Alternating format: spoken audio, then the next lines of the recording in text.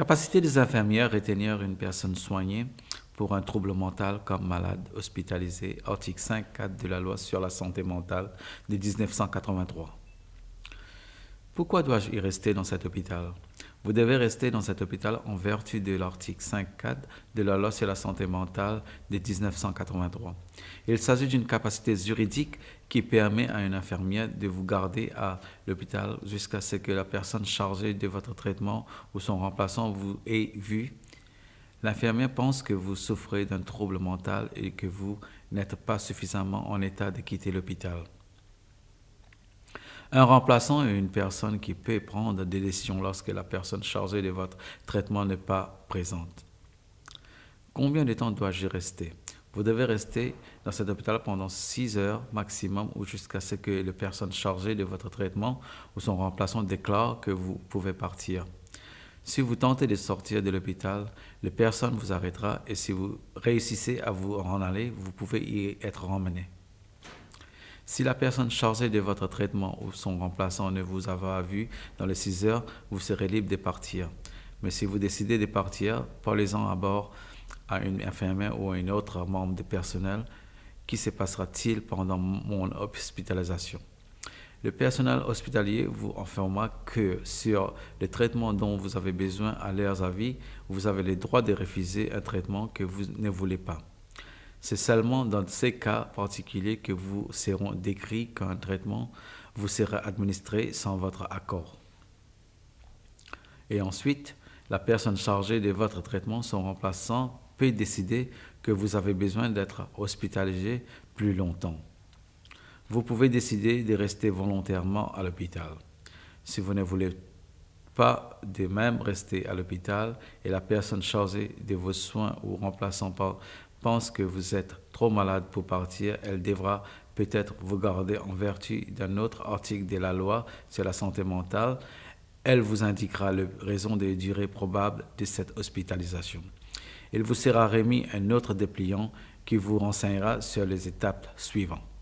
Si la personne chargée de votre traitement ou le responsable décide qu'il n'est pas nécessaire de vous garder, il ou un autre membre du personnel s'entretiendra avec vous au sujet d'autres aides que vous devriez recevoir. Puis-je faire l'appel? Non. Même si vous n'acceptez pas les contraintes à rester à l'hôpital, vous ne pouvez pas faire l'appel contre les décisions de cette hospitalisation en vertu de l'article 5.4. Mise au courant de votre parent le plus proche.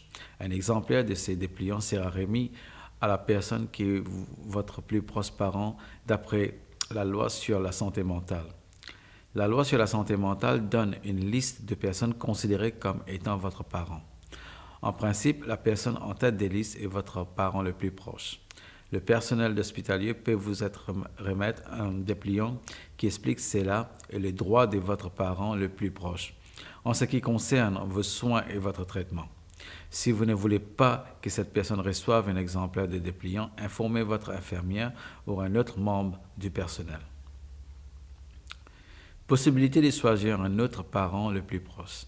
Si vous pensez que ce parent le plus proche ne convient pas, vous pouvez faire une demande auprès du tribunal de la grande instance pour qu'une autre personne soit considérée comme votre parent le plus proche.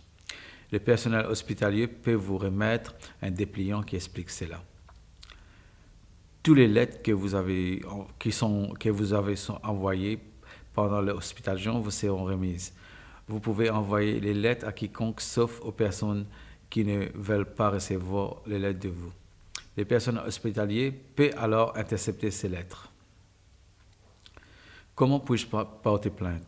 Si vous voulez porter plainte sur tous les aspects de vos soins et de votre traitement à l'hôpital, adressez-vous à un membre du personnel. Il peut être en mesure de régler les questions et de vous renseigner sur les procédures de plainte de l'hôpital.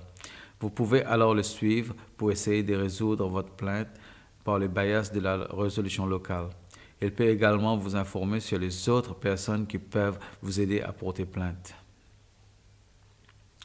Si vous pensez que le procédure de plainte de l'hôpital ne peut pas vous aider, vous pouvez porter plainte à une commission indépendante.